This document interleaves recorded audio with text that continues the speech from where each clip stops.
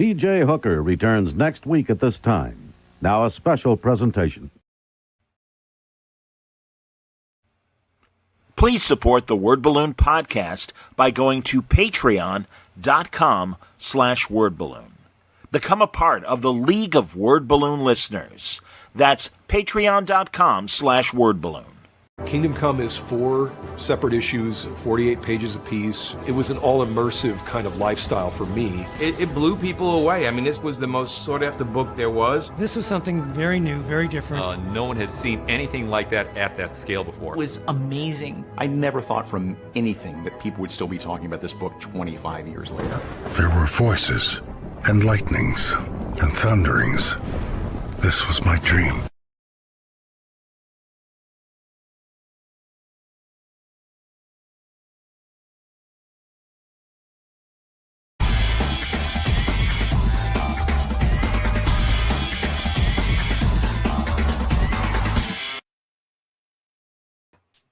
Welcome back, everybody. Time again for Word Balloon, the comic book conversation show. John Suntress here. Ironic timing. Just had a Kingdom Come commercial happen. And here's the co-creator of Kingdom Come, Mark Waid. Good to see you, buddy. Good to see you, sir. I'm excited, man. We were just talking off the air. You are going to be incredibly busy next week with a lot of very important books coming out. You do. I have all that We Are Yesterday stuff starts spilling out next week. We did a little prequel with World's Finest.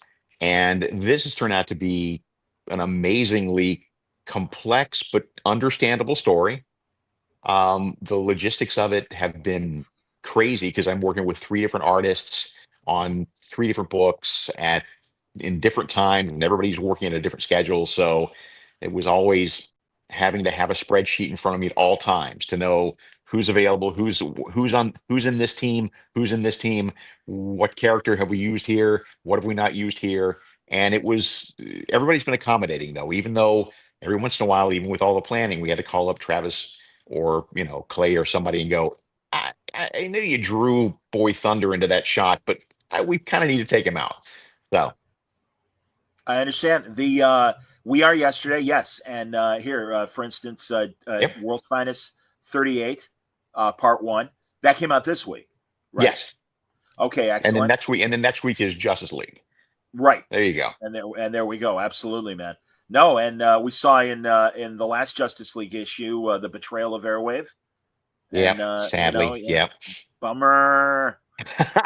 His story's not done yet, but I'm sure. Yeah, but this is why I set him up to somebody that you really loved, so that when I take the rug out from under you, you can feel it. So yeah, man, it's supposed to hurt. Absolutely. Yeah, exactly. It's supposed to hurt. Exactly.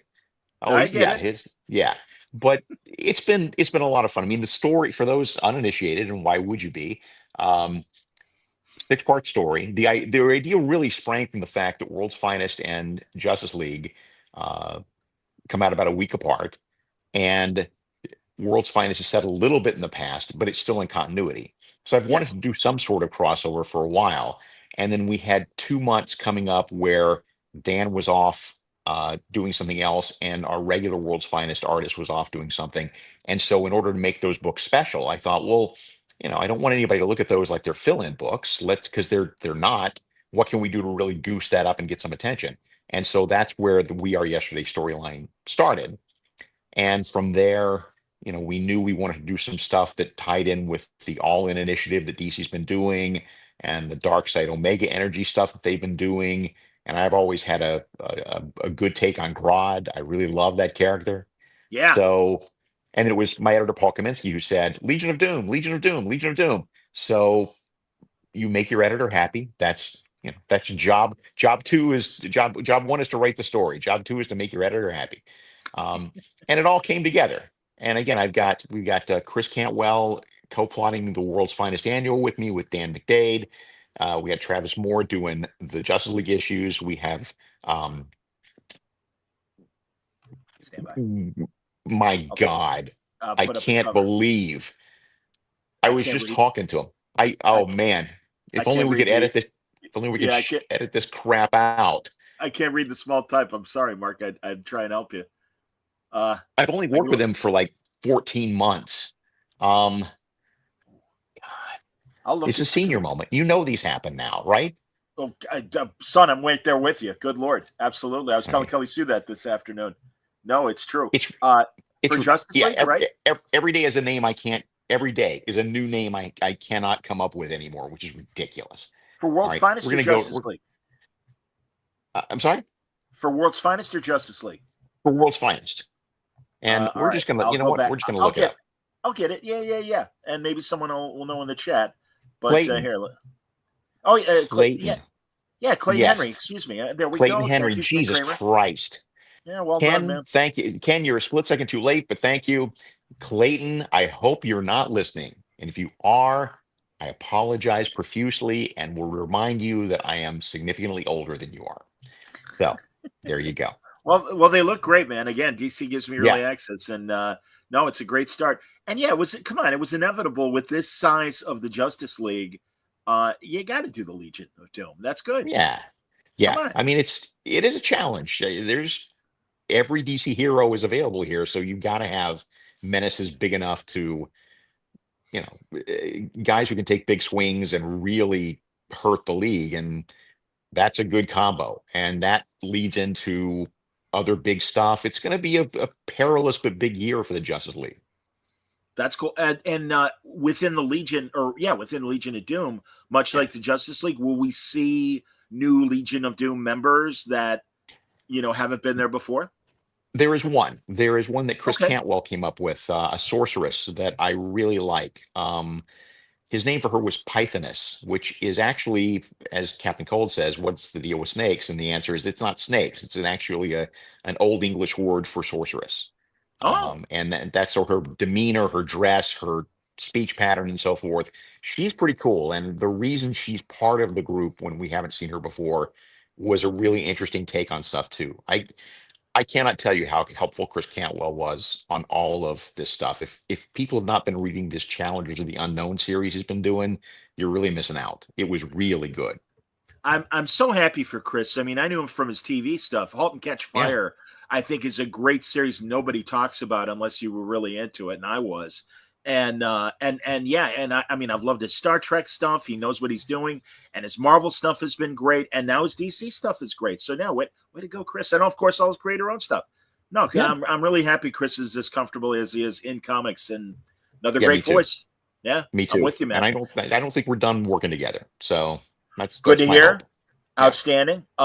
Here, B. Claymore wants to know, am I broadcasting from a parking garage on Venus? No, but I am a slob, and that's why I blur out my background. And so, it's like, all right, nobody needs to see the mess. That's okay. But and listen, the questions are already stacking up, and we've already said, bring them on. So yes, but I did want to acknowledge before we do real fast, Batman and Robin Year One, which continues to be so much fun. Did I have the cover? Yeah, there it is. What's the cover to 6? Now 6 also Let's on cover next 6. week? Actually, 6 is already out. I think 7 is coming out next month. Okay, excellent. We took a planned month in between 6 and 7 so that Chris could do his part with the last Halloween that he's doing with Jeff Loeb and all the other artists. So okay, that's cool. But issue 7 comes out in a couple 3 weeks. It's just so much fun. I mean, this is Chris's dream project, as every bit as Superman is mine, right? It's his dream project, and it shows on every page, and he loves working on it. And his Dick Grayson Robin is awesome. And it's as much about Bruce and Dick as it is about Batman and Robin. And that is what makes it fun for me. I agree with Ken. It's certainly one of the best books on the stands, Batman and Robin Year One. And yeah, I really love Dick's whole attitude about normal life, and just how this is getting in the way of what I really want to do. Come on, man, teach me how to be Robin. Teach me how to crime fight, man. On the other hand, next issue he realizes he's rich, something he's never thought about before. So there's some upsides to the civilian life. I understand. No, it's and we talked about it last time we spoke too. I think for 4. No, it's just and I loved what happened in 5 too, where he. Bruce is yelling on the first page. 1 minute. You spent 1 minute in class, and immediately you got in trouble. Well, she said the class was like a circus, and that's a he's like, that's a slur. I'm a circus boy. I don't appreciate that. Exactly. Hilarious. Hilarious. Absolutely funny, man. No, it's by the way, as we were talking, a badge came up saying email from Clayton Henry. If only he had emailed me 5 minutes ago. God damn it. It's all right. Clayton, I know someone's going to pass this along to you. I cannot apologize enough. All I can tell you is that every day I look at actors on TV going, I can't remember that person's name. I look at, I think of comic book characters and I'm like, how did I forget Dr. Midnight's real name? I've known it all my life. So Charles McNider? yeah, yes. And look at you. Aren't you special? Yeah, So, yeah, but it's so rare, Mark, that I know a quick trivia thing that you I aren't know. like, let me tell you Yeah. the 12 different variations of kryptonite Right, without exactly. even trying. Yeah. Yeah. Have you added Periwinkle Kryptonite, Art and Franco's contribution to Superman Adventures? I will give it a provisional edition. I'm a purist, frankly, I but respect that. but I do understand the fun of Periwinkle Kryptonite. Art and Franco are great. They're my favorite Flash artists. Those guys. Exactly. Exactly. Jared, read the first chapter of the crossover. Really impressed with what you did in the issue, but don't want to praise specific spoilers. All right. Can you just praise in general? How about that? You can do that. No, that's Nick. It's Lifelong nice. Marvel fan here. I can't believe I'm reading as much DC as I am now. Does it feel like an exciting time at DC? Mark Waid is the GOAT, and it is an exciting time. It is both companies, but no, DC's killing it, man.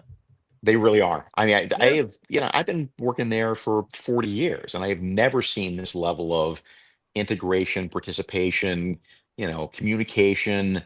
Everybody's in the same place. Everybody's moving forward at the same pace. Everybody's working together in a more tight knit fashion than I've ever seen before. So yes. By the way, yeah, go ahead. No, you. By the way, first, and then I'll go. No, I was just going to say. You remember how do we go from GOAT used to mean the guy that was Charlie Brown on the team to greatest of all time? I just think that's funny because people who use it now, I don't think realize that it used to be the exact opposite. You're absolutely right, man. Hero or GOAT? Yeah. I think even in the natural, Duvall is making the little picture of Roy Hobbs, and I think he gives him like a goat tail and goat horns and everything. When he then has him striking out at the big game and stuff. So no, you're right. Yeah, it's a different world. Absolutely, man. I just want to keep up with the kids and the penny whistles slang. and hula hoops and their slang. Exactly, man. Hey, that really slaps. I'm like, all right. All right, okay. Yeah, let's talk about penny loafers. That's my comfort There you zone. go. Okay. Absolutely. But no, and isn't it great too that both All In is doing so well and the Absolute books are doing? Oh my God, well. the Absolute stuff is just good for them. I mean, you got Absolute Batman outsells the entire rest of the line, which is just astounding. I don't know the last time I've seen a 7th print on a comic book. So good stuff, man. All those books are fun. Yeah.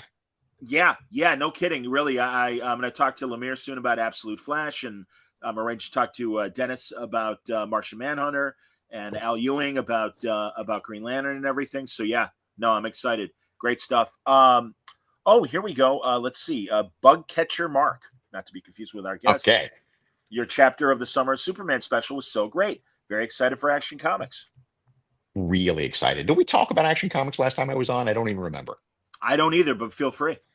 This is really a dream project. I always loved Superman, but I also really love Superboy. I love the idea of Clark when he was a kid, learning to do this stuff in a small town. I could relate to him more than as a rural Alabama boy. I could relate to him a lot more than I could, a grown-up reporter in a big city. And so the remit was from DC, like let's reestablish the Superboy career, but what's your take on it? And I said, well, I want something a little, I'm a purist, yes, but I also want something a little different. And the pitch I had was, whenever I have read Superboy stories over the last 50, 60 years, he's basically just a short Superman. Like he's already got his stuff together. He's already got his act together. His world's already in place. He's already got the secret identity stuff down cold. And look, those are fun stories, but I think it's more interesting to take him from ground zero and build him up from there. So the first issue, he's got his powers. He's got his, he's there with the Ma and Pa. He's going to the big city to visit, but he's wearing his costume under the clothes. And Ma says, that is for your 16th birthday. This is your 15th birthday. Today is your 15th birthday. We're holding that for 16 because we haven't figured all this stuff out yet. There's a lot of we have to make sure this whole Superboy secret identity thing is bulletproof. And we got to think about this because once you're seen, there's going to be a lot of people with a lot of questions. And we got to make sure we cover all that stuff. And then, of course, something happens and he can't help but be Superboy at age 15. And now they're like, well, now what? So we get to watch them build the suit from scratch, the secret identity from scratch, the whole idea of glasses from scratch, the Crypto the super dog from scratch. All this stuff we get to sort of reframe and do it with a kid who is still good and is always the Clark we love, but there's some friction with the parents. There's some friction with just having to subsume who you really are and be in disguise and have to turn the other cheek every time a bully gives you crap. Those kind of things that he can be a lot more emotional than I think adult Clark can be, and that's a lot more fun. That's cool. Will we see and forgive me because I haven't seen the first chapter. Will we see Pete Ross coming up? Yes, if he isn't yes, already there. Pete Ross is back. This is one of the things I love about my editor. Brittany Holzer is my editor. I love her because she knows DC history, but she doesn't know it as deeply as I do because she's not 60. And every time I will present an idea to her, like, Pete Ross, best friend, knows his secret identity, but Clark doesn't know he knows his secret identity. Brittany's like, wow, what a great idea. That's genius. And I get to take credit for it because she doesn't know. Thank you, Alvin Schwartz, or whomever it was. Exactly. Back in the day. The glasses are made out of stuff from the rocket ship. That's why they don't melt. Oh, Mark, that's brilliant. This is great. So don't abuse this notion that I'm a genius. Yes. I always say, and I love that about Pete. He is the most thankless job in the world, and handles it with stride. And I mean, I forget, it was during the 2000s when Rucka was writing, maybe James, and there for a minute they thought Pete was a supervillain, and it was when he was married to Lana and everything. And it's like, no, man, it's Pete. No. Pete would never betray Clark. Pete would never. Pete's great. I mean, forget the fact that it's a Silver Age cute moment. When you start pulling back on it and think about it, realistically, it's a cool idea. It makes you really love that character. The idea that he knows Clark is Superboy, but Clark doesn't know he knows, because that gives him the chance to be the secret superhero. That gives him the chance that every time, he sees that Clark needs to get out and do something because there's an emergency, he can be the one to, spill the ice cream or, accidentally set the gas can, the trash can on fire or something.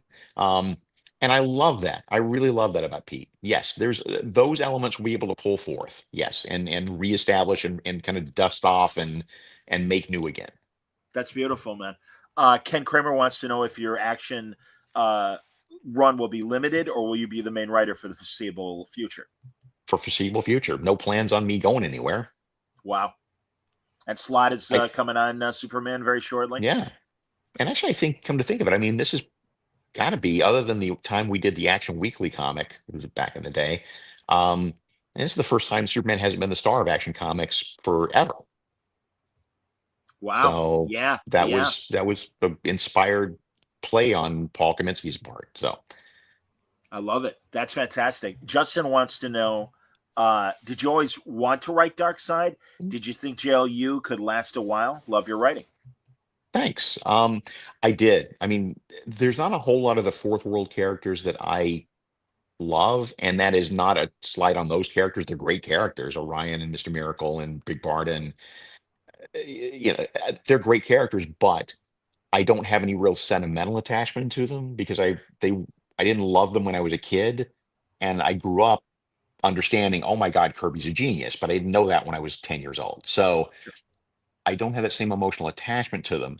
But Darkseid's a different story. Darkseid is just cool to write. And to me, my Darkseid, do you remember Rogue One when when Darth Vader's just walking down the hall and he's just striding and he's just shoving people aside with the Force right and left without even blinking.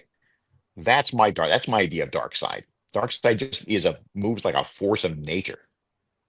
Will your dark side interpretation spill into what's happening in the absolute universe? Entirely possible. Let's say that. All right, fair enough. There you go. Mr. Monarch was Okay. happy to see Validus, the Fatal Five, and some Legionnaires in the Superman special. Can't wait for them to turn good again. Interesting. Don't hold your breath, but great. Yes, the plans for the Legion are out of my hands, but I do like the plans for the Legion, and I think at the end of the day, people are going to be very pleased. But it's going to take some interesting twists and turns. Justin, did you watch the Smallville show? I know it has some influences from your Birthright story, but do you have any inspiration from it to your viewpoint of Clark's childhood? I do have one. I've said this before, probably even on your show, but I've always said that the biggest contribution that Smallville made to the Superman mythos was that for the first time, Jonathan and Martha Kent weren't benign grandparents who sat around the house all day and read newspapers and cooked pies with their white hair. All through the Silver and Bronze age, Ma and Pa Kent may as well have been 80 years old. Yeah. And because the Kents are young in that show, there's friction. There's the kind of same, push and pull that parents and kids have all the time. And that I'm absolutely pulling from. I'm pulling from. Clark is a good kid, but there's no reason why he has to be a saint. He's learning. I get it. Yeah, that's cool. B things. How do we get DC to re-release your Supergirl and the Legion of Superheroes series? That was my intro to both Supergirl and the Legion. I love it, but my local library got rid of its copies. Oh, bummer. Oh. Why was there a gay person in the book? Yeah, really. DEI. That's right. Yeah, I know. Get him out of there. I don't know black people in the book. Yeah, Tyrock. How dare you? Yeah. I don't know. I would love for them to. I think that my prediction is that, and I'm saying this completely without inside knowledge. My educated guess would be that if the plans for the Legion coalesce like they want them to, and if that turns out to be as successful as everybody wants it to be, then obviously DC will start rewarding us with other Legion material. Yeah, those books have been out of print for a while. I'm sorry about your library. If you go through, John, if you get me the name of the library and a location, I will try to dig up some copies and send them. All right, B things. If they'll take them. All right, you got to post in the chat what library you're talking about, and we'll give that information to Mark. King of New York says, "I really want a World's Finest omnibus ASAP." Well, there's certainly enough issues now of your run to fill an omnibus. There certainly are. There cool. definitely are enough issues for an omnibus. That is all I can say at this time. But yes, there are definitely enough issues. Obviously, there are no plans on leaving World's Finest anytime soon. No, come on. This book was made for me. Yeah. That's excellent. Justin R. Love what you're doing with Grodd. I think he was always top 3 Flash villain. And while Reverse Flash is number 1 to me, Grodd was always the one of his that made the most sense to be a whole league villain. Mm-hmm. Absolutely. Grodd is powerful, and the mental powers and everything about him, physically imposing. Also, the thing that everybody forgets is that he was designed to be Flash's Lex Luthor. He was designed to be Flash's number 1 archenemy. In the early days of Flash, when they did 4 issues of Showcase, and then he premiered in his own book. And then the next 3 issues in a row had Grodd stories in them.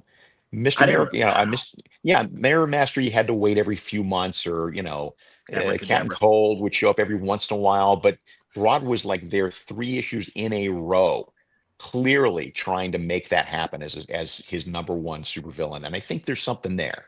I really, my take on Grodd is basically, make the world gorilla again. He looks at these puny pink Homo sapiens and like, you guys keep screwing up the planet.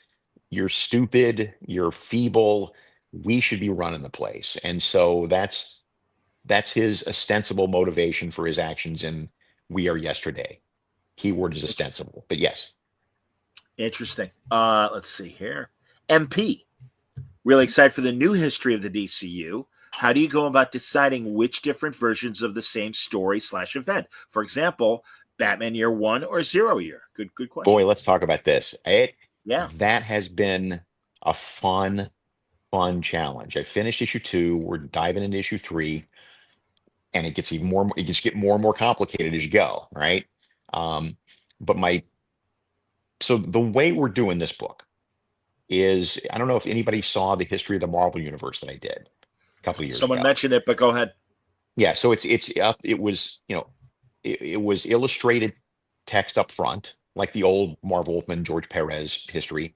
A little more montagey this time with a different selection of artists, but still illustrated text up front, and then in the back, 6, 7, 8 pages of text that covers the stuff that we really don't get into great detail on, don't have the space or the room for. Some of the characters we don't really have a space or room for, because 30 pages an issue is, for 4 issues, is not much. It's only 20 pages more than Marv and George had, and they had 40 years less history to account for. So I sat down, and I want to do that appendix first, so that then I can judge what needs to go in the front, what we can skip over, because that's the easiest way to make sure I don't miss anything, right? So I turned in my first draft of the index itself, was 38 single space pages. Now, we have to do some serious cutting on that, obviously, but that, I say this toward the idea of, oh my God, there's so much here. But yeah, I mean, we do have those conversations with editorial all the time. Okay, yes, Batman Year One versus 0 Year. Well, if you take this part of this and this part of this, we can show you how we can sort of make those things kind of agree with each other. There's going to be times when I'm going to have to ask you to squint a little bit when it comes to meshing some stuff together. But we're trying very hard not to ignore anything. We're trying very hard not to, step on anybody's toes. We don't want to be so beholden to older stories that readers of newer stories feel like they're being left out, Sure. or their favorite stories are being ignored. That's not the case at all. It's a challenge, but we are hard at work. Me and Marky Straper and Brittany Holzer and Andrew Marino, the editors, working to make sure that we can make the disparate pieces fit, even though we have to kind of push a little bit from time to time. Is the first issue out yet? First issue, I'm not out for a couple of months. The Jerry Ordway and Todd Knott just finished off the book last week, and it looks gorgeous. Cool. Yeah, it's those guys on the first one, Brad Walker and Mike Allred on issue 2, which is Silver Age stuff. So perfect casting. Yeah, no kidding. Yeah. So first issue is up to the end of the Golden Age. Second issue is Silver Age, Bronze Age to Crisis. Third issue takes us to Flashpoint, and fourth issue is everything since then. Interesting. And I always say everything. There's an asterisk by that, but yes, as much as we can. So, okay. But yeah, that's. I mean, I know I'm going on and on about it, but I really enjoy, as vexing and struggle inducing as it can be. I really enjoy okay, there's 3 different versions of this story. How do we make it all fit together? How do we make Hawkman make any fucking sense whatsoever? And that was a challenge 20 years. Yeah, that was a challenge 20 years ago when Robinson and those guys were trying to do this, and then Jeff Johns were trying to do the same thing. So no, I get 25 years ago. Excuse me, it was around 2000. Yeah. So. Oh, yeah. And again, here's the thing about Hawkman is this that makes me crazy. It still makes me angry 35 years later, 40 years later, when the only reason we have to reboot Hawkman continuity at all is because we did that Hawk World series right after Crisis, right? Superman got a big launch with Man of Steel. Wonder Woman got the big launch with the new Wonder Woman series. So, new continuity, paving over everything that went before. This is, a brand new version of that story, which is great. And the thinking was we want to give Hawkman that same opportunity. I don't understand why, but okay. So they did Hawk World, which was a complete redoing of the origin of Hawkman and a complete rethinking. It was good, Yeah. But as I said at the time, and no one listened, and now I'm proven right all these years later, if you just put the words 10 years ago on the first page of that book, Hawkman would never have been a problem. Hawkman would Interesting. be perfectly in line with DC continuity. It wouldn't have been a problem that we've had to fix 12 times since then. That's all it took. Interesting. If I had a You know, time machine, that's not the first thing I would attack, but that would be somewhere on my list if I had my that time machine to go back and stick that on the book. Vendetti and Hitch, I loved what they did with their Yeah, 12 or 11 issues, however many it was. And I yeah. love that not only was he reincarnating here, but also But like, all over the galaxy, yeah. the Hawkman Qatar hole of Krypton and everything, Right.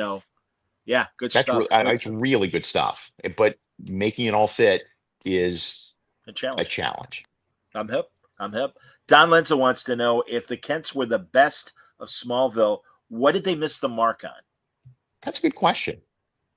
I mean, I respect the no tights, no flights rule, but 10 years in, it's a long time to go no tights, no flights. And I, I do think they tripped on, I don't think they stuck the landing. I think that the very last shot of that series, as he's pulling open his shirt, I think we needed more than that. I think we needed to see Superman in that moment, not just a cute tip of the hat. So, but I agree beyond with that, that. but I watched the whole series. There were good times, there were bad times. It's like any other long running series, but there was always some great stuff in there. And Tom Welling was really good. And Great holy Superman. smokes. Yeah. I mean, Pa Kent, you know, Oh God, great. yeah, man. John Schneider was terrific, and as was And Ed Annette O'Toole. O'Toole. Yeah, of Yep. course. Yep. So I she mean, got to the well twice as Lana and as Martha. Yeah, exactly. I mean, and all Michael Rosenbaum, everyone was cast on that show really smart. And the other thing that was really smart, which hats off, is how do you disguise from NORAD a rocket coming from another planet? You put it in the middle of a meteor storm. Perfect. Good thinking. I wish I'd thought of that. So that was good. There was some really good stuff there. I also thought the fact that I believe it was Brainiac that showed him the future and sent young Clark to older Clark's time. And even though we didn't Mhm. get Superman in the suit, we did get a more seasoned Clark telling young Clark, "Hey, don't worry." And I loved young Clark just trying to cope with Yeah. Lois, future Lois, and everything. So yeah, that Yeah. is one of my favorite later season episodes of Smallville. Yeah. So yeah, I get you. I absolutely get you. Uh, Oh, that's true. That's nice. I appreciate this, Jason. He says, like the Bendis tapes and for Tom King, the King's speech, you and Mark have become a must listen to, look forward to. Thank you, man. No, I appreciate, and Mark knows I appreciate any time he comes on. This is always That's great. very nice. I mean, look, we all love John's interviews. I mean, I'm going to shine him on for a minute, but I've said this before. If you were over 45, you will understand the reference. But John's interviews are like the Playboy interviews of comics. I mean, back in the day, that way, like, and you'll back me up on this, John, 70s, 80s, that's what every celebrity wanted, every sports star wanted. That was prestige. If you got that much Playboy big interview, and they were always really good in-depth interviews. If you got the Playboy interview, you really got to dig deep. And so that was prestige. I consider this prestige. You're very kind, man. And no, I'm with you on Playboy. And it's, the joke was, oh, they get it for the articles. But the reality was there was really high quality writing, both on the nonfiction side and all the fiction that they gave us in there, too. Bond was serialized in Yeah. Playboy in the early 60s. And it Stephen was a King great, stuff. Yeah, it really yes. was. Arthur It's Clarke, 3001, was in Playboy. as problematic as that magazine is looking back, you Sure. still have to give them credit for their First Amendment stances, for the civil rights pushing that Yeah. they did. I mean, they were Yes. advocates for all the right thing. Hefner was advocates for all the right things socially in that sense. Again, I don't want to ruffle any feathers because yes, there are, looking back, a lot of that Yeah. stuff doesn't hold up. But No. there was some oomph to that magazine beyond the nudie pictures. Yeah, and when magazines mattered too, which is a shame that we are Yes. past that era. Yeah. But but again, that's where podcasting and good blogging comes in. So there's an exchange. I can appreciate that. B Things, here's his library. the Powdery River Public Library in Fort Collins, Colorado.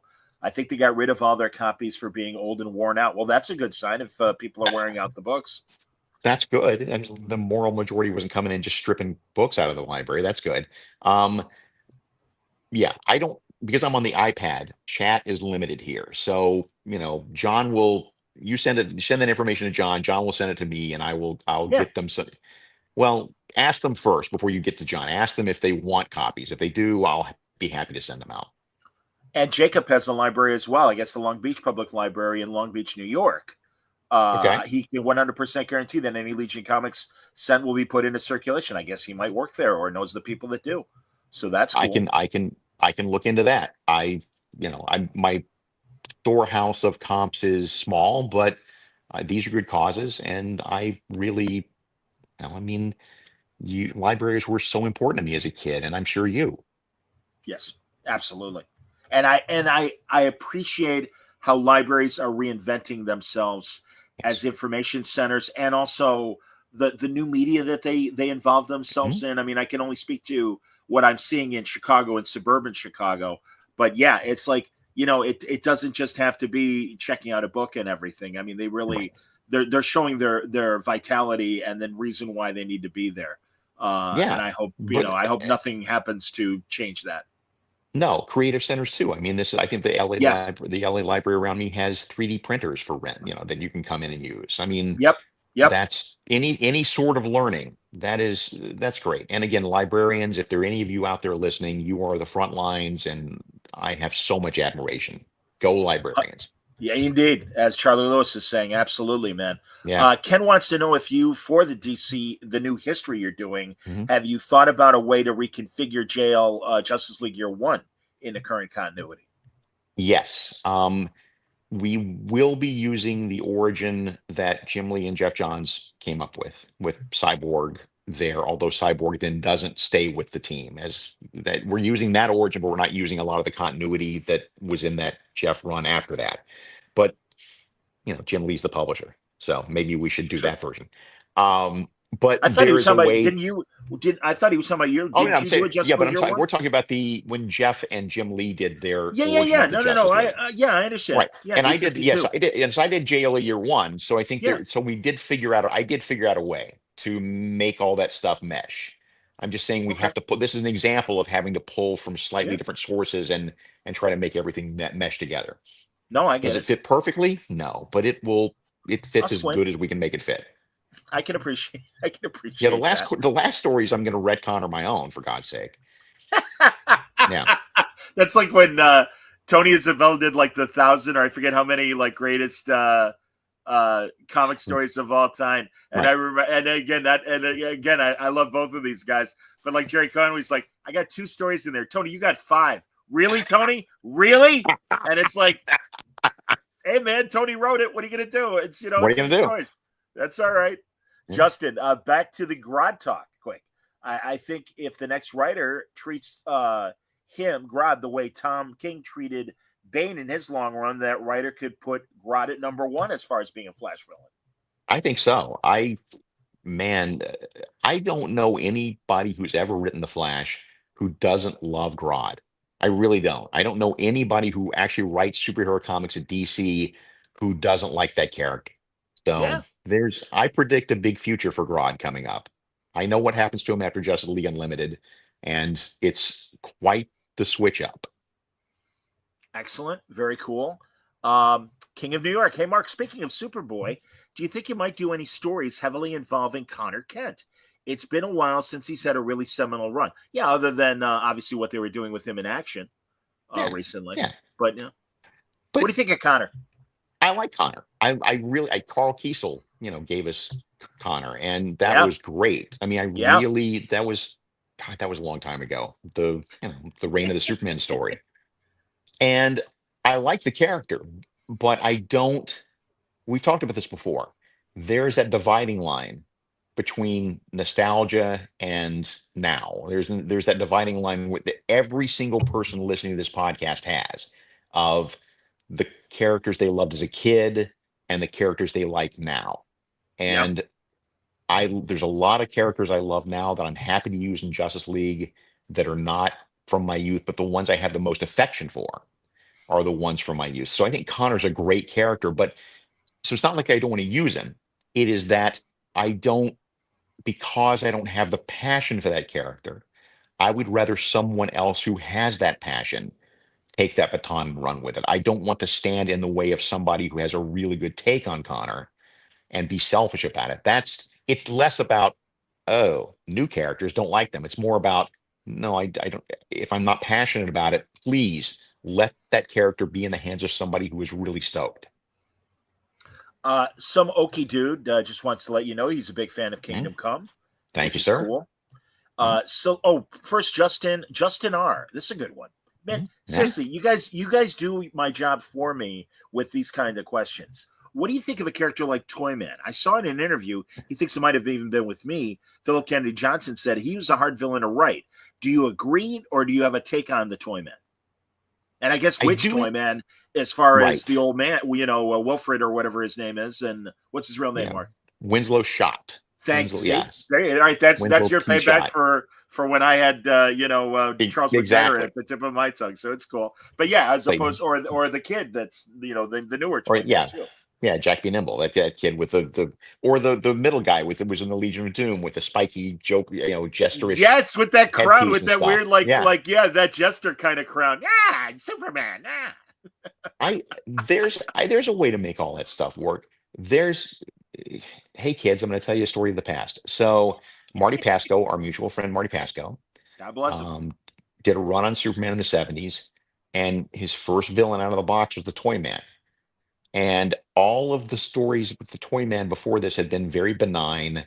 And what kind of a menace is this guy? How scary is this guy? And the first thing Marty has this guy doing is using razor sharp frisbees and killing guards outside the bank. Jesus, that's something you didn't see in Superman comics back in the day. He was using toys in inventive and creative and truly evil and vicious and violent ways. And I'm not saying that's what you have to do, but I appreciate the fact that Marty took a character that was a joke and found a way in that moment to make it work. I believe that's true of most every single character out there. I think there's a take to be had. I don't have one specifically for Toyman, but I have no doubt that if I just sat down and gave myself an hour, I could come up with a take on Toyman. I absolutely hear you, man. I mean, I think what Tom King and Greg Smallwood did, I always liked Human Target as a plainclothes thing. And Pete Milligan had a great run even, a few years earlier with Vertigo and stuff. But that King Smallwood thing just was this elegant, maxi series that really elevated Chris Chance. Absolutely, man. So no, you're 100% right. And I wish I had known that about Marty and the Toyman back then. Marty, it's so funny, Mark, and you'll appreciate this. Marty always felt, at least based on like conversations both on the record and off the record, he's like, there's Carrie Bates, there's Elliot Maggin, there's Jerry Conway, and I'm down here, and I'm like, dude, you really, man. I'm like, come on. I'm like, and it was so great. I took him to Salt Lake City at their FanX shows, and also when Tony Moore was doing his Cincinnati con, and so many fans and creators were just going up to him and saying, you don't know how much your shit meant to me. And he's like, I had no idea. And I'm like, Marty, I'm like, dummy. I'm like, what do you think I've been telling you for these 10 years that I knew you? I started knowing you, man. So yeah, I miss him. I learned more. I learned more from Marty. I learned more from Marty about writing comics and how to write comics than I learned from almost anybody else. Almost everybody else put together. Wow. He was really smart, and he was clever, and he was willing to, in the mid 70s, look at DC Comics and go, Marvel's kicking our ass, and there are reasons, and maybe we shouldn't play it safe all the time. And can we please bring a little bit more of the real world into this stuff without undercutting the fantasy base? And what he did, like you said, it wasn't much, but what was there was church, Yeah, and also, people always give it up to Chaykin, and rightfully so, for those prestige Blackhawk books that he did in the 80s. And then Marty took the baton. Right, for Action Comics Weekly, and did that great Blackhawk series. And again, man, I was reading it because I loved what Chaykin started with, and I'm like, yeah, Marty, I'm like, you kept it going, man, and it, found new things to say. I'm with you, man. Absolutely. Good question from Silhouette. Seriously, you people are knocking it out with these questions. Yeah, Will you the are. new history of the DC universe include the Vertigo titles into the DC mythos? Swamp Thing, Animal Man, all the others? The places where we have seen clear overlap. Yes, the Endless show up on page 1. Cool. Animal Man's in there. Obviously, Swamp Thing is a big part. Swamp Thing's on page 2. I mean, it's the Well, you just played with green and so forth. Swamp Thing, and great World's Finest, great yeah. stuff in World's Finest, man. That was Thanks. fantastic, man. Yeah. I mean, I can't, I don't think there's going to be much of a place for the Tattooed Man Vertigo version, or, Mr. E, or there's not going to be a place for all of those people. But the ones that have a significant foot in the DC universe, those are the people that you're going to see. Yes. Makes sense. Charlie agreed. I agree with you, Charlie. The Luthor is in Smallville. Yeah, John Glover, man. Again, a creation of that show. Wonderful stuff. And also the with Lex just expanding on, and in fact, you do it coming next week, everybody. The final chapter of The Last Days of Lex Luthor. Just more of fleshing out that Clark-Lex Smallville relationship and the real tragedy behind it. And even though it was, played out by, 7 seasons and then the comeback and the finale and stuff. Right. Yeah. No, it really, no, it's a shame because you understand Lex, you understand his motivations, and it's a tragic story. And that's the important part. Look, I understand why John Byrne wanted to divorce Luthor from Superboy and get rid of all the Superboy stuff and so forth. Sure. I get that. But and there've been great Luthor stories written since then. I've always loved Luthor and Clark being friends as kids for a brief period of time, if only because the thing we always say about Superman always, his life is too perfect. He's invulnerable. He's got all this stuff going on. He's got every advantage. Every story needs tragedy in it. Every heroic story needs tragedy in it.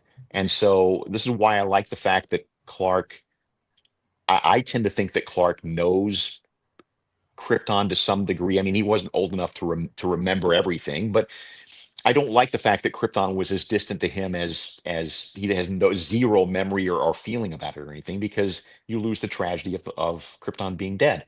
Same with Lex Luthor. It's a tragedy that this person, they could have been the best of friends, and if they had been the best of friends, Superman could have helped turn Luthor into one of the greatest minds of our time, and all the opportunity we have lost because Luthor could not stay on the straight and narrow. In fact, good opportunity to bring up next week. We will get this final chapter of The Last Days of Lex Luthor. I hear you, buddy, and truly worth the wait. I can't spoil, and I will not, but it is great, and it will break your heart. And also mentioning Kingdom Come, I always give it to you for that great exchange at Planet Krypton when Batman says, "Oh yeah, I caught Luthor hacking into the Batcave," and he says hello, and Clark's like, "Really? No. Of course not, dumbass. Sorry." Exactly. And again, that's Clark he still wants him to be friends with him. He still regrets this. Yeah. He still regrets this. It's not, "Oh, I lost my hair and I hate you forever." We've left that behind a long time ago. It's a lot more nuanced, a lot more.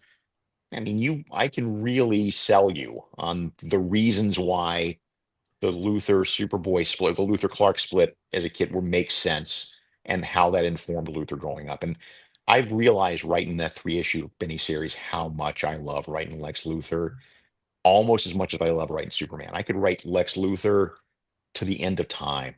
His voice is just right there in my head, and I have so much fun with him. And I will say that looking back on it and having the perspective of a couple of months now that the book has been, the 3rd issue's been done, I really do think it's some of the best writing I've ever done. I really do. I think it's one of my favorite things I've ever read. Thank you. It is great, and Hitchy and Nolan really nail the art, and really just the great scenes that you have. And in fact, calling back to the previous issue of World's Finest, I like Ronald, Laurie's husband. Ronald, Laurie Lemaris' husband. I love his positioning in both the issue 2 of The Last Days of Luthor, and of course what you did with him in World's Finest as well. And kind of unfortunate to hit the same day, but that's I haven't seen Ronald for 40 years, and then here he is twice in one day. But we could not have known. it has been a long road, my friend. I looked at the papers again. I looked at the drafts. I looked at the proposals. It's been 8 years since I For sat down Luther, and wrote, for yeah, Last Days for of this Luther? book. It's Damn. 8 years since I sat down Wow. and wrote, What here's about my this? idea for this book. Yeah. Yeah. Oh, and everybody, again, not spoiling it all, but the Black Label books allow interesting stories and the way they turn out. And you can look back to even, Christopher Chance dies in Black Label Sure. Human Target. Yeah. Again, Things can happen. so and I mean, this was what I loved as a kid about the imaginary tales. Exactly. Because, and I mean, I Anything can remember happen. that. Well, and as you remember too, when Luthor kills Superman in that imaginary tale, and just the triumph in that lab-coated Luthor, I did it. Yeah. And Finally, and after then all this time. Yeah. yes, and Supergirl's got to take over, and there's the ghost of Superman waving at her, or Waving just from the the memory. clouds. Oh, Yeah. come on, man! Beautiful Kurt Swan art. Give me a break. Yeah. Give me a break. So yeah, man, it's going to be a big week for Mark next week, and you will not want to miss. Really, and hopefully, if your store doesn't have them, make sure they order issues 1 and 2. Last Days of Luthor is a must read. It's a must read, truly, everybody. Thank you. It really is one of the best things I've ever done. Thank you. So let's see here. What do we got? As I've been blathering, of course, there's been even more questions and stuff. Silhouette says, one of the things I loved about the history of the Marvel Universe by you, Mark, is how grand and huge the cosmological corner of Marvel was made to be. Will Mark try to do that for DC Cosmic? I will try to do the same. The Marvel cosmology is actually bigger than the DC cosmology, I think, in terms of the scope of it. But yeah, I mean, page 1 is the beginning of the universe, and we don't even get to the human race until pages 6, 7, 8, somewhere along in there. I mean, there's a lot that goes on, and we built on all of that. We been talking about how to make things work and mesh. We remember in Marvin George's history of the DC universe, there's the hand that creates the universe, but that's no longer continuity. It's now Perpetua and her sons. But how can we make this work so there's still that image somewhere in there? So that's part of the challenge, is how do you make all those pieces fit as closely as you can so nobody feels left behind? I understand. Let's see here. Really, I don't remember you saying this, and maybe this is an April Fool's thing. A little 2 weeks later, recently I saw Mark say he can't write superheroes anymore because Trump won. Makes sense. He wants to write villains. Yeah, I don't think so, man. What I said was, and this is still kind of true. I'm still working it out, but there is. I said somewhere that I was having a difficult time after the election writing superheroes. It was just hard for me, and still is a challenge, writing for an audience that isn't as large as I'd hoped it was. Not in terms of how many people buy the books, but more in terms of how many people really believe in justice and fairness and and goodness. We've learned anything in the last 10 years, it's the number of people who genuinely believe the things that you and I were taught by superheroes growing up is a much smaller number than we ever wanted to believe. And that is a gut punch to me. And that is, the bad guys won. That at this moment, and hopefully we can turn this around, but the bad guys have won. And I understand the need to tell inspiring, heroic stories of hope in a time like this. I really do. But conversely, I understand that, and I know that it is difficult because when you write this stuff, you really want to believe that right makes might, that at the end of the day, goodness and kindness is the virtue that will win the day. You want to believe this. And I have no evidence to prove this right now for the first time in my life. And that is I hear you, man. Difficult. Yeah, it is. It's very debilitating. And it is an effort. Yeah. No, again, I mean, think about the fact that in our own world history we've faced tougher times and managed to come through them. And I was a different world. It was a different world. Have we in America? Have we? I'm not Well, sure. hey man, the birth of the superhero happened with one punch to Hitler's jaw from True. Captain America.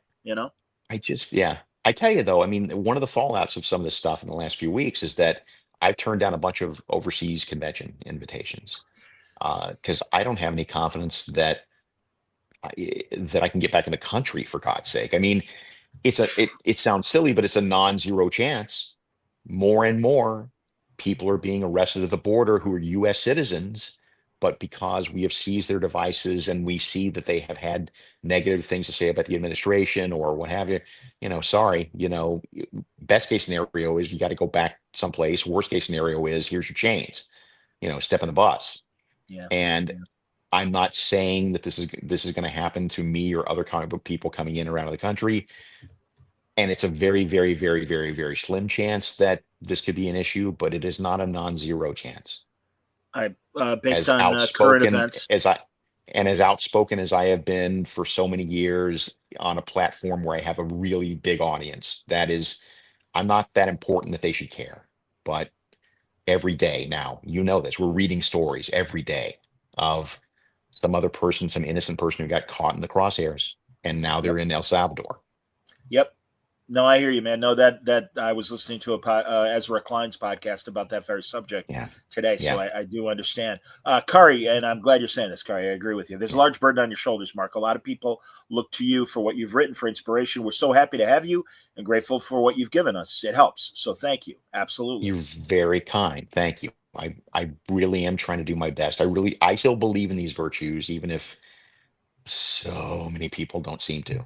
But I don't know any other way to be. I don't know any. I still refuse to be cynical about it. I still refuse. I don't think cynicism does anything. I think cynicism is bullshit. I think cynicism is the easy way to approach anything, and I have no use for it. So I will try to continue to be hopeful and try to continue to help share that message. So, let's hope there is an end result from it that we all like.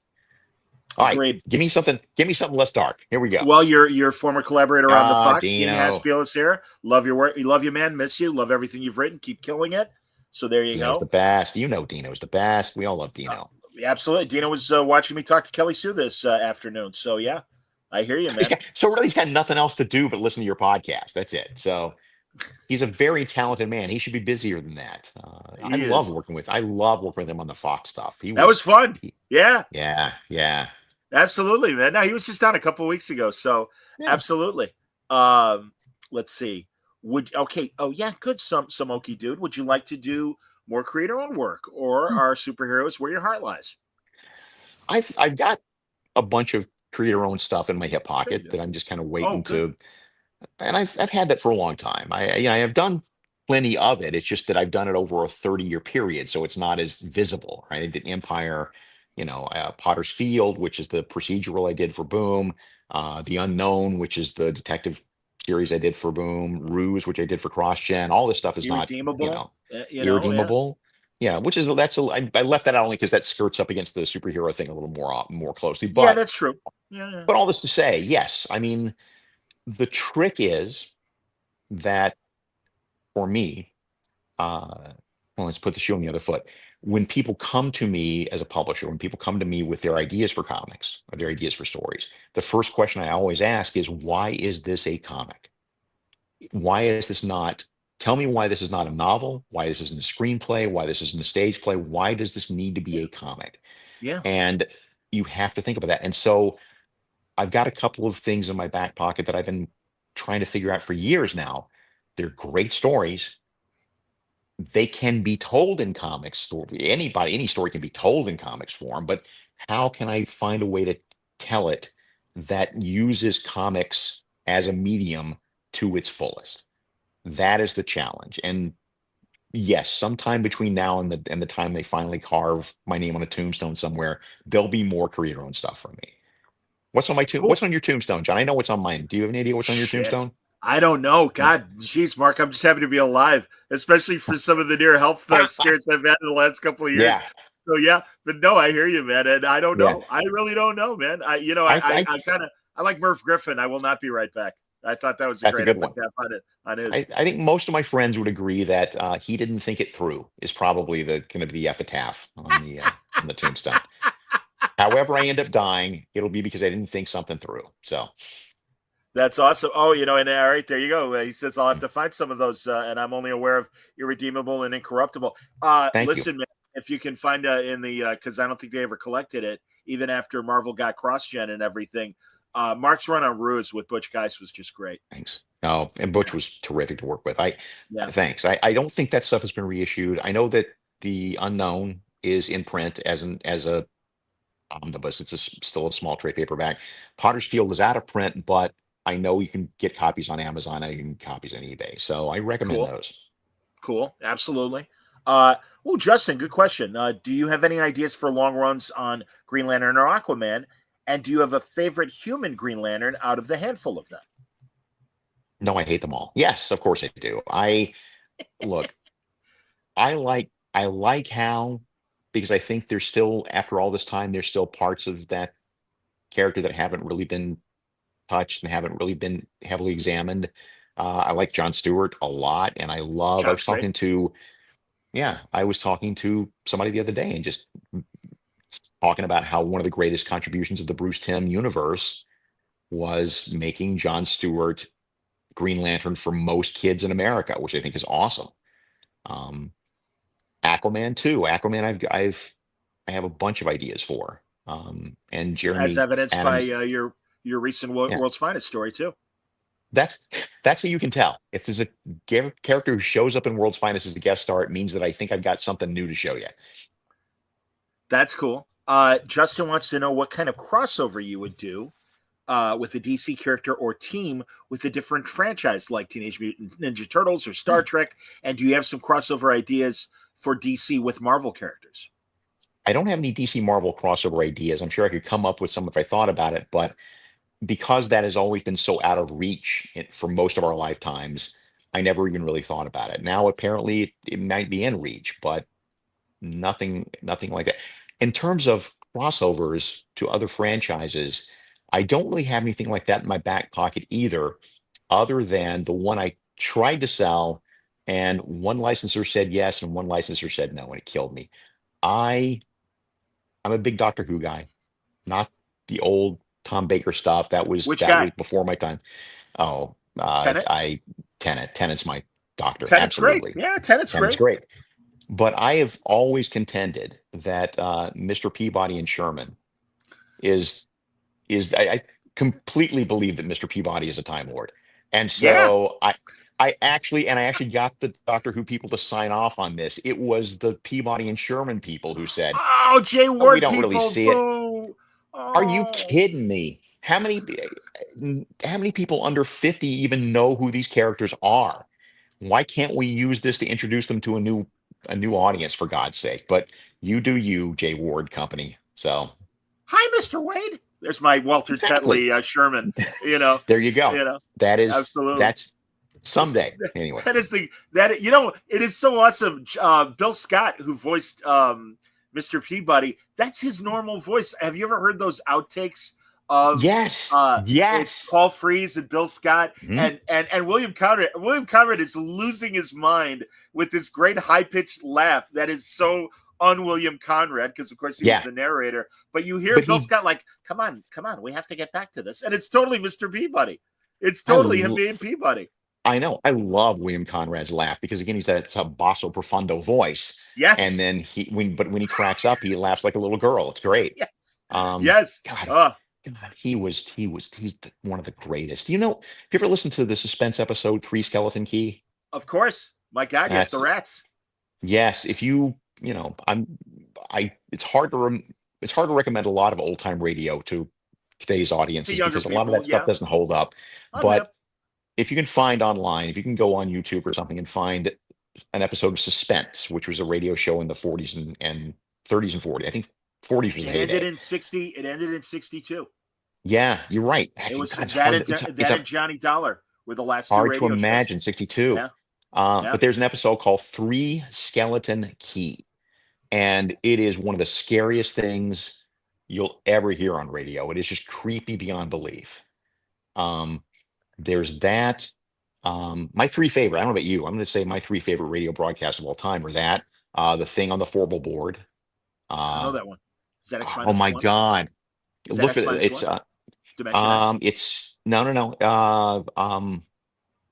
Lights Out, I think. Lights Out. Oh, Um, Lights Out is scary as fuck. Yes. And a lot of them Yes, hold yes. up.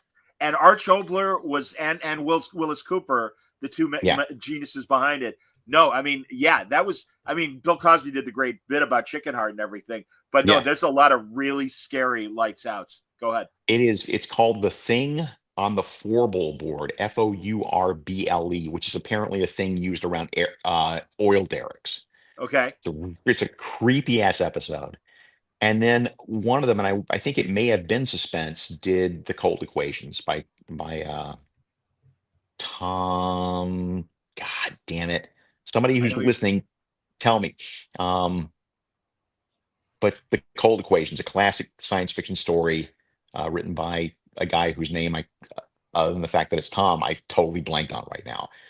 There's a radio adaptation of that that's really good. The best adaptation of that ever was on the syndicated Twilight Zone series in the late 80s. Yeah. where- Marty wrote for that. Marty was on. Marty a wrote for couple that. episodes of Alan Brennert wrote for that. Alan Brennert actually wrote a bunch of those, and Alan wrote that particular episode, The Cold Equations. If you can find that on YouTube somewhere,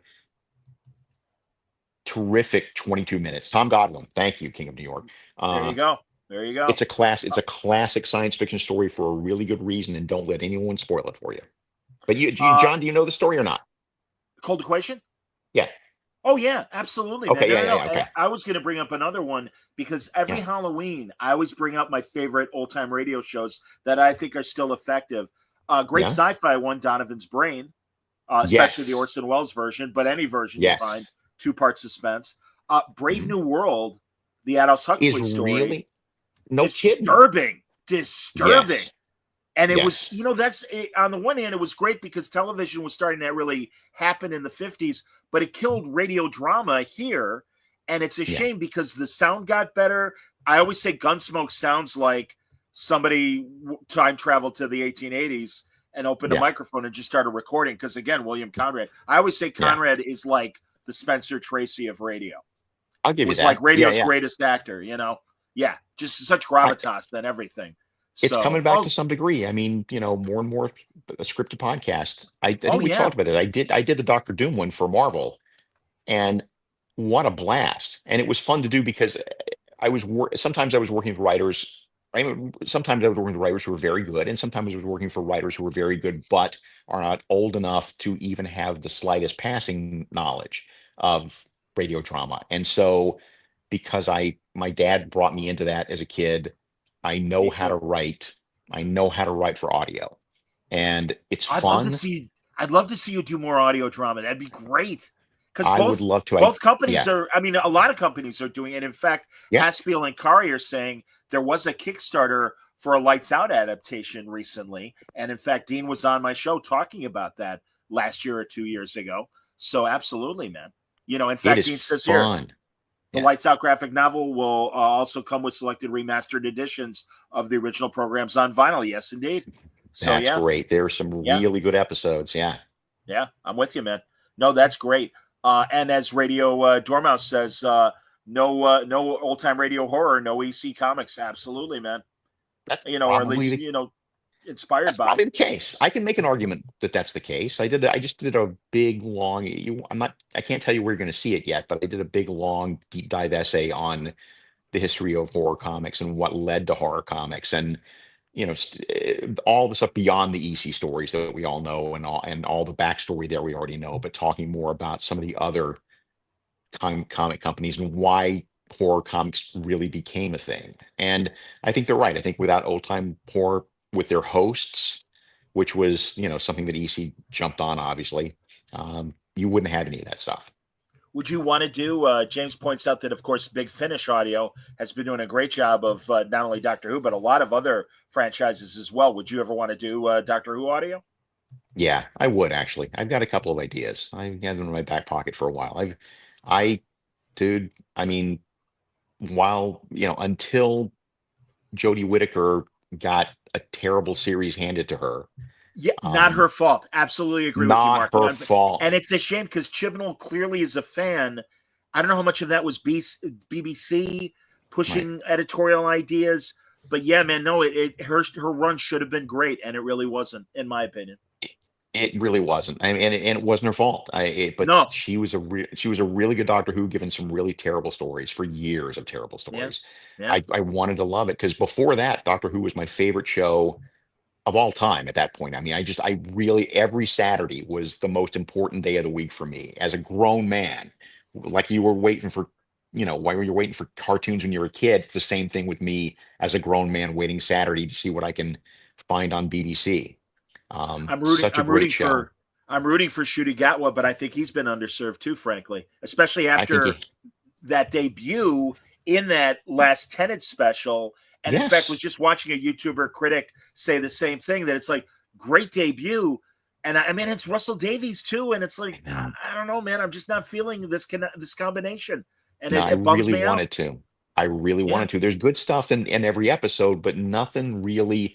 The Stephen Moffat episode, no surprise, was the best one of the season.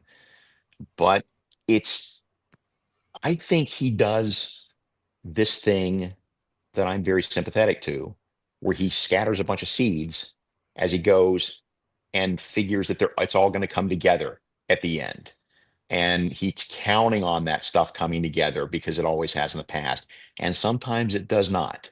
Interesting. And Ruby is a great example of that, that whole mystery of, I like the fact that Ruby's mom was an ordinary human. I like that. I think it's I agree with that.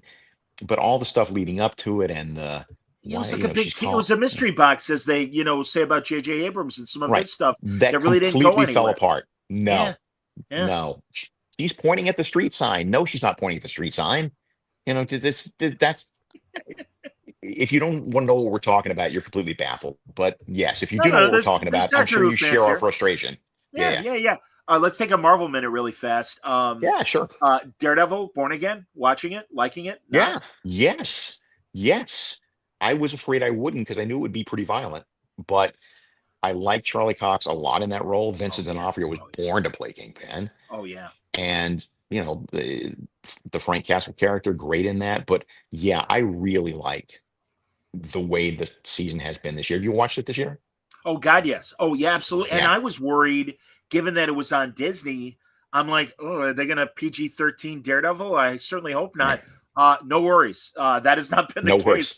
And I know, and I'm seeing Disney family people going, I can't believe this is on Disney. And I'm like, that last episode, you're like, Hulu. Oh, geez. Wow. Really? Okay. Yes. Yeah. Oh, my God. Yeah. Oh, my God. Frank on a tear. Let's just leave it at that for people who maybe still haven't seen it. But yeah. Oh, my God. A really good 9-episode run. Yes. Yeah. And I'm psyched for much like a golfer, I'm excited for the back nine whenever it decides to happen. So no, I think March 2026, I think, is what they've said. All right. If it's next year and we only got to wait 12 months, that's the one thing about streaming that drives me nuts. But what are you going to do? I get it. I know. And they got to see how things do before they can green light. So I know. But it was the gap between Severance. Right. So the gap between Severance 1 and 2 was like, 2.5 years? It was ridiculous. I do miss that. I'm also curious and looking forward to comparing Fantastic Four First Family Sue to your great miniseries of Sue, because man, I'm having an open mind. I can't deny I'm struggling with female Silver Surfer because frankly I don't see the point other than let's get another woman in there, and it's like, okay, I guess, but whatever, we'll see how it is. But and I'm hearing that Sue is going to be the leader of the team rather than Reed. I'll wait and see what the movie gives us. But regardless, I mean, she didn't have to be again, your solo Invisible Woman story was just great. And it's like, Sue's terrific. There are tons of great women in Marvel. I was always bummed at the A-Team idea of the all-women Avengers. didn't continue. And I've talked about that with Kelly Thompson and other writers of Marvel as well. It's like, I know Anna started with Willow. I know G. Willow Wilson started and everything, but yeah. All right, back to the comments. And we can wrap too, because I know you got to get going. Let's go to 8:30. How about that? 8:30 my time. All right, brother. So I appreciate it. Okay. Okay, that's cool. Charlie wants to know, did you see the new trailer for FF today?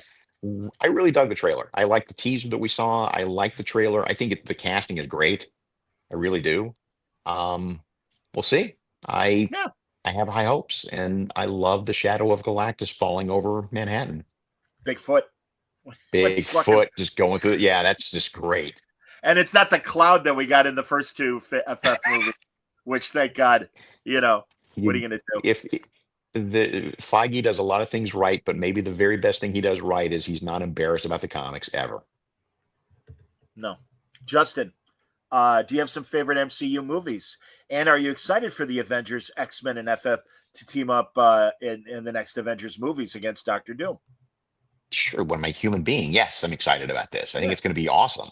I mean, they certainly have had more hits than misses, but boy, there have been some misses lately. Ant-Man and the Wasp, Quantumania, in which Bill Murray had a role in a movie that he never even met any of the other cast members because he's working against a blue screen. They need a win. They need a win. Brave New World has some good stuff in it, but it didn't get the same chart. Here's how you can tell, John. I mean, I used to be there Thursday night for all the Marvel movies. I'm going to be there the first. I'm going to be right there. And now it's like, oh yeah, Thunderbolts came out last week. I gotta get on that. That's kind of the place I am now, and I don't want to be there. I felt Brave New World, they blew it with Isaiah, and especially given prior to the rewrites that we would have gotten Isaiah in a Captain America suit. And it's like, yeah man, and it's a shame we didn't get Sam, New Falcon, and Isaiah as a superhero team kicking some ass, because I like the sparring that we got. But yeah, man, no, I thought massive missed opportunity. Yeah. So, and I fully understand why you want to do Red Hulk in the marketing. I totally get that. But how cool would it have been if that had been a surprise? Yeah. And whatever. I mean, again, it unfortunately bummed me out. We haven't talked about the 4 minutes of Superman, the gun Superman that we got. And I love, and Mark, and again, you and I know because we've been on the ride for 50 plus years, but I love the reaction of, why did Superman have robots? And why, and all the complaints about the trailer. I got to be honest. I mean, I really love that trailer. Of course I love Crypto. I loved every second of that trailer. I really did. That 4 minutes, that was just magic to me. I mean, the fortress that turns towards the sun when it needs to. Great. Comes out of the ice to let him in. The giant door, of course. And the robots with awesome. capes. Robots with capes.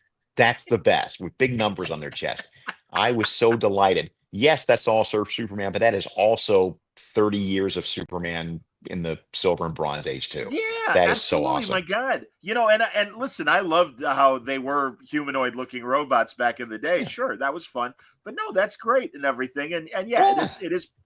No, I love it absolutely. I love the fact that the door recognizes Crypto's bark. If you don't love that 4 minutes, I don't know what to tell you. And also when Crypto was just jumping on him, happy to see him, and he's beating the hell out of Clark because he's all broken up. Because we've all been there. We've all been there at one time or another with a dog. Yep. Oh my God, hungover, and the dog's happy to see it. It's like, no, not now, please. And just dragging him through the snow, all of it, man. And also, what kind of dog was Silver Age Crypto? I don't even know. I'm not sure I could tell you. And Jim Lee has asked me this point blank 6 times, and I get it. I get it. He was a dog. I don't know enough about dogs to be able to tell you. Maybe it's a Kryptonian breed. Yeah. Yes. I don't know. But yeah, no, that's great. Here, Radio Dormouse says, Affleck looked great as Batman. It's a shame he never got to be in a good Batman movie. I agree with that. And he also says, I think Henry Cavill could have been a great Superman. Yep. It's a shame he never got the movie he deserved. Mark I'll give you both of those. Yep. All over that. I completely agree. Yep. And yeah, I agree with Kari. Couldn't believe that Crypto's scene was CGI because it really does look like a real dog. No, I didn't know it wasn't a real dog, but I didn't that's either. that's a good thing. I mean, then yes, CGI all the way. Then yeah, I guess it's getting better. So that's yeah. cool. Justin is hoping that the Superman Fantastic Four have their own kind of Barbenheimer craziness No, and me too. success here. Me too. Uh, We will see. I mean, yep. look, Minecraft gives me hope that people are still going to the movies. I don't know for Minecraft. I have no interest in going, but I do know that I went to a big mall out here last weekend, and they had a big Minecraft installation set up, photo op stuff for kids. And the line, I'm not kidding you, was a quarter of a mile long from kids trying to get in that thing. I get And it. didn't they say that the second weekend of Minecraft outperformed every other first week of every other movie this year so far, or whatever? So it's good for them. So yes, by all means, I really want the Barbenheimer thing happening with Superman and Fantastic Four. Charlie says my family kids loved Minecraft. Excellent. Cool. B things. Maybe this is weird to say, but both the FF and Superman footage we've seen has a richness to the cinematography, color grading that I haven't Mhm. seen in a lot of digitally shot movies of late. Yeah, yeah. I think that's fair. I think that there is a set tone. For I feel, I mean, I'm not saying this as an insider. I'm just saying from my perspective on the Marvel movies is that there seems to be sort of a set tone, a set palette, a set sort of cinematography style that is baked into those movies that I don't feel looking at Fantastic Four. I feel like I'm really in another world looking at that. Same with Superman. I Agreed. feel like there's an expansiveness, a willingness to use color, which DC hasn't done for a long time. Um, that I think I would agree gives it that sort of richness that gives me hope. What did you think of Creature Commandos? I liked it. I didn't Yeah, think me too. I didn't. I mean, I didn't think I would hate it. I did, but I didn't know I would like it as much as I would because again, Creature Commandos. But boy, really sharp writing, and the whole idea of doing a spotlight on every episode, on every on a different character every episode, really good stuff and really well written. Here's a writer question from Isaac. In your writing process, do you think of a story or allow the story to come to you? In fact, we were just talking about this with Yeah. Russell Davies, and I know you've discussed this within your own writing as well. Birthright is my favorite Superman story, and you're my favorite Superman writer. Well, Isaac, you're my favorite person right now, so thank you. Um, I, I, it's a combination. I mean, I think of beats of a story, and then the rest of it is just staring at the ceiling for hours at a time, hoping that the rest will fill its way in. And often that needs a night to percolate. Often that needs a chance to, oh God, nothing's coming tonight. I got to sleep on it, and then things will come up. Um, and it's always frustrating to me. Tom Pyre and I talk about this an awful lot. It's so frustrating to me that you can suddenly have a breakthrough idea on a story, and it doesn't matter if you'd stayed at the computer yesterday for 14 hours, you still not would have not had that idea. It just came out of the blue the next day. And that's just the way it is. It's constantly a race. Every issue is a race between the deadline and enough of those stars coming into alignment in time for me to be able to put something together. I get it. Kelly Sue was just talking about that. She's like, I can't do deadline comic book writing. I can't. And it's like, It's I can, and I get it. I know that's a skill, that's man. funny. That's the only kind I can do. I found this. If you give me a month deadline, I'm going to take a month. I haven't done crap this week in terms of writing scripts because nothing's due on Friday. And I'm trying to get ahead and I am trying to move ahead. I'm trying to get something in the can, but I can't make it happen. It's only going to happen the moment my editor calls me and says, Dan needs 5 pages by tomorrow. That's when it's going to happen. I get it.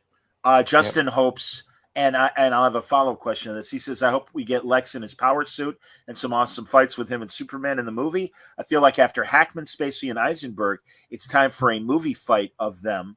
Yeah. Maybe. Have you had any conversations with Gunn about any of his ideas? just brief and really just gushing about the trailer when it came out.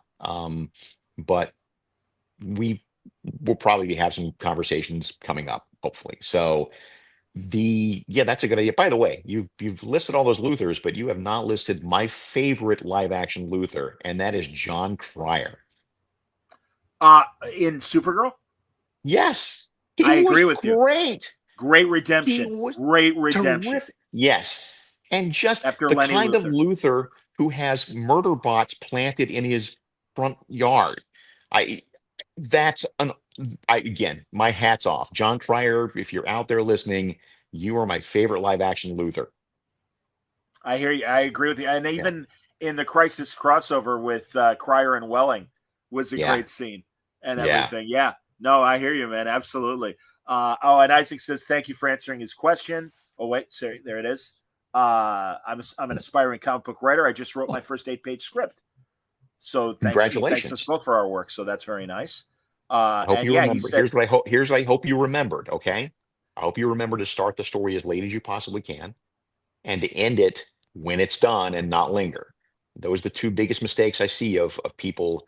I read a story just before we got on the podcast here. I read a story from an anthology that came out this week, and it was a good story.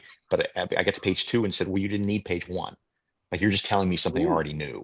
And it's a good story, but it needs that to it. So if you're gonna, congratulations, writing anything and finishing it is a huge accomplishment. So you should be very proud of your 8 pages.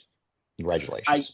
the De Niro Netflix series, that Zero Dare, whatever it was called Yeah. recently. Yeah. I felt that, like you were just saying, when the story's over, get the fuck off stage. Because honestly, I felt like that last 15 or minutes or so, it's like, this really isn't necessary. You've No, robbed the it's bank. like Get the hell out of there. You know. it's a Return of the King. It is Jesus Christ. It's you never. There is a world in which the Return of the King is still going on. You never want. I think I nicked this phrase from Christopher Priest. You never want the audience to start fishing for its keys, right? That's what you don't want at the end of a movie. You don't want the audience to starting to look for the keys to the car. You want them in the movie when they want it, at the right place. Speaking of Priest, did you read Superman Lost? Yes, Man, wasn't it great? it was really good. Really, honestly, man, and I've loved Priest stuff for years, and I Mhm. could not gush enough and go, dude, that was so Yep. great, and it was such a odd duck of a Superman story. Although really not, because we've had great cosmic Superman stories before. But you even though you knew eventually he's going to get home, there was that bleakness to it, and Yeah, just that yeah. discomfort on his part, because in his mind he'd been gone for years, and with Lois it was only days. And he Right. doesn't know how to relate to her anymore. And it's like, oh my God, that's just heartbreaking, man. So yeah, He I called loved me it. up. He called me up before he started to pitch that opening scene, and I was like, "Yes, you've got it. That is That's great." great. He's one of the most underrated writers in comics. Always has been.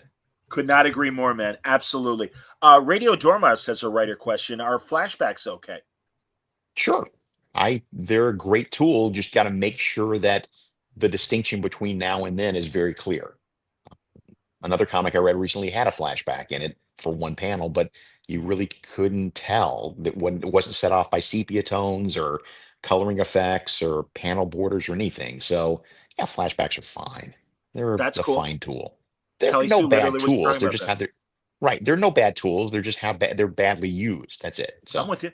I'm absolutely with you. All right, bud. I'm going let's to go. let you go Let's take because in. Let's take in a couple. No, let's take in a couple more. We can get a couple more. I'm trying to see if there's any other questions, bud, because we're at the end. If not, I mean, then I adore that you are always like, no, one more, two more. All right, anybody, any fast? All right, here we go. all right. Well, folks, Oh, Justin may not be reading Last Days of Lex Luthor. He says, do you see a Brainiac story in your future, whether it be World's Finest or JLU? So I guess maybe he yeah. is reading that, but Yeah, I did 8 years ago. Yes, when when I started writing Last Days of Lex Luthor. Yes, I would love to do more Brainiac. I think that the cool thing about Brainiac is he is the one villain in the DC universe that Superman is genuinely afraid of, because Superman's all about redemption. Even Darkseid, he's cautious about, but he believes that anything with a soul has the capability for redemption. He has to believe that. That's part of being Superman. But there's no soul in Brainiac. There's nothing there but just evil. AI. And Yeah. that scares the hell out of Superman. Well, again, and I don't feel like I am spoiling because in issue 2, we got a big reveal of Last Days of Luthor that Brainiac is behind it. And there's a big showdown coming in 3 next week. So people should look forward to that. Hold on, let's see, because all right, last couple questions. Caesar of Rome wants to know any ideas for the demon, Etrigan. Nope. Etrigan. Nope. Nope. Okay. Look, good character, no ideas. Mark, when are you going to start reading or watching One Piece if you haven't already? Aren't there like 1,500 of these at this point? I don't even know how I would find time to start.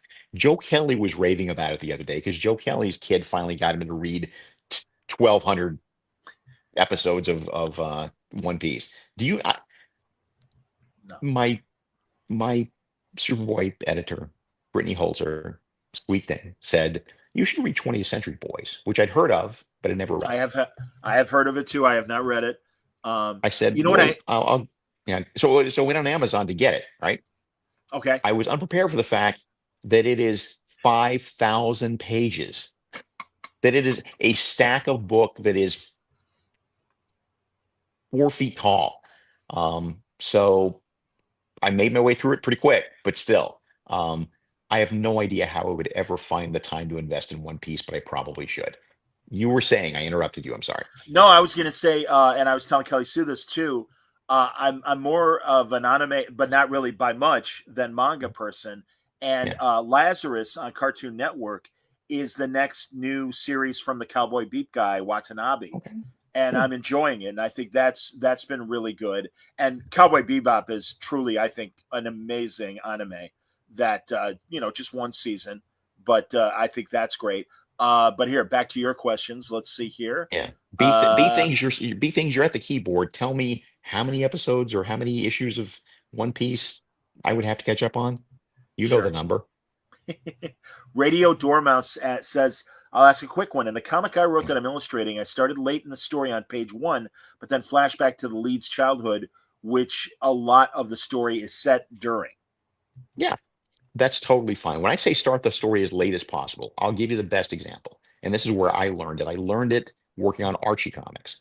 I learned it writing 6-page, not the stuff I did more recently that was the more adult take on Archie, but the classic, cartoony Dan DeCarlo style Archie comics. And I wrote a bunch of those.